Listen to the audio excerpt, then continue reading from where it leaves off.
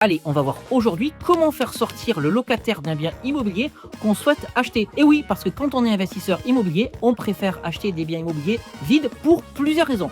Dans un premier temps, parce que le locataire qui est en place, c'est peut-être pas un locataire qu'on a choisi, et donc la qualité du dossier, c'est peut-être pas une qualité qui nous satisfait. Deux, parce que le loyer pratiqué est souvent trop bas, ce qui ne permet pas d'avoir la rentabilité espérée. Et trois, parce que le locataire en place nous empêche de faire les travaux pour augmenter le loyer. La première chose que vous devez faire, c'est donc de demander au propriétaire vendeur quelle est la date anniversaire du bail et surtout s'il a donné congé pour vente à son locataire. Il faut savoir que le propriétaire vendeur a la possibilité de donner congé pour vente à son locataire et que le départ du locataire ne peut se faire qu'à la date anniversaire du bail, c'est-à-dire une fois tous les 3 ans en location nue et une fois tous les ans en location meublée.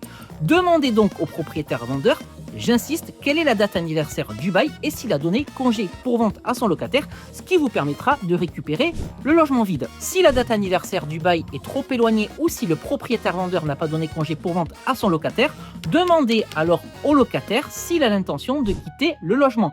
Et s'il vous dit oui, demandez-lui de rédiger une lettre de préavis de départ. Et bien entendu, il faudra mettre dans le compromis de vente chez le notaire une condition suspensive qui indique clairement que vous vous engagez à acheter l'appartement uniquement si le logement est vide de toute occupation. Et enfin, dernier recours, vous pouvez toujours mettre une condition suspensive dans le compromis chez le notaire comme quoi vous vous engagez à acheter le bien immobilier vide de toute occupation.